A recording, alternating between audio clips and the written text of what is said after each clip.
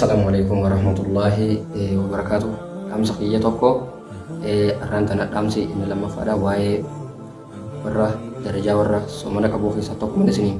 Innis maali warra soomana qabu Rasul sallallahu alaihi wasallam kaje inni gartee ulaa baaburra jaayirra yaamama je. Rasul sallallahu alaihi wasallam gartee hundi ide dalage kun bab salat ulaa salatirra yaamama ulaa zakatirra yaamama kun immoo ulaa jihadirra yaamama kun immoo ulaa baburra jaayirra yaamama je. Warra ulaa baburra yaamu warra jennan warra soomana qabu je. Rasul sallallahu alaihi wasallam adubbate ulaa baburra jaan jannata keessa ulaa takka jira ka baburra jaan jaamtu jira je. Isi sun eenyu kenna warra soomana qabu je. Ega ulaan baburra jaan warra soomana qabu je. Soomanni kun kami sunnamo wajibo kami inni ega warsa imun gitu ja warra fardi ko soomana son tay warra soomana sunnaa le khajru hunda khaji khaysati ji'a tokko tokko keessatti gartee ajriidhaan jiru kana kakaame kanaafi akka gartee isniina khamisaa gartee hunda cufa sunnaa walitti qabatee soomana gitu ja warra sunnaa iddomeessu baana jechuudha. Egaa isaan sun ulaa baburrayyaan seenan ulaa jannatarraa ulaa baburrayyaan seenan jechuudha. Kanaafuu nuti gartee ulaa warra ulaa baburrayyaan irraa rabbuun waa godhu isinitti dheeressu. Ulaa baburrayyaan gitu jennu warri gariin waan takka haadda hin bayineefiitu jira. Yeroo du'aa kadhatan maal jaanii kadhatan rabbi gartee saddeettan jannataa yohaan aku jaaniti kadhatan. Egaa warri gartee kadhatu kun jannanni maali warri gariini jannanni saddeeti beeku. Kanaafi warri gariin gartee yeroo du'aa kadhatu saddeettan jannataa rabbi waan aku jannanni saddeeti miti.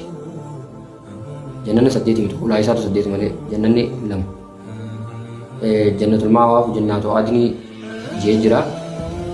Kanaaf gartee jannanni lama malee ulaa saddeeti miti. Irreedduun jannanni saddeeti miti. Irreedduun jannanni akka waan saddeeti laqa. Jannanni saddeeti miti. Jannataatu ulaa saddeet qaba inni malee jannanni saddeeti miti akkas ta'uudha.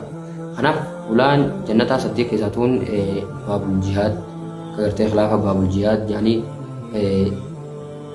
baabis salaatii jira. Baabul gartee zakaati jira. Kunis akka himatti gartee baabul kaazimiinaa fi baabul walaafina aanin naasii isiisanii jaan. Warri kun takkittiin hafti immoo baabul eeman jaaniin ulaa jannataa isa. Baabul eeman kuni akkuma beekamu baabul eeman gariin ulamaa maal jaan baabul toobaa jaaniitii himatan jechuudha. Hima jechuudha gartee ulamaawwanni.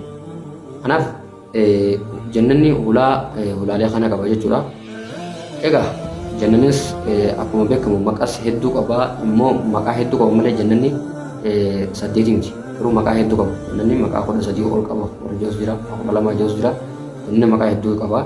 Agartee Daarussalaam, Daarul Qaraar jee Quraana keessatti bakka hedduu keessatti lakaa jechuudha ammaaf yaadadu. Kanaaf jannata gartee ulaa baburra jaan irraa illee warra yaamu rabbuun haa godhu. Gartee kanaafuu gartee ulaa baburra jaan irraa warra yaamu warra gartee ulaa jannata irraa cufaa warra yaamu ta'uudhaaf waan dalagu takka qalbiitti goonee dalaguun nurratti dirqama jechuudha. Asuma irratti seeraa dhaba. Assalaamu alaikum warahmatullaahi wabarakaatuh.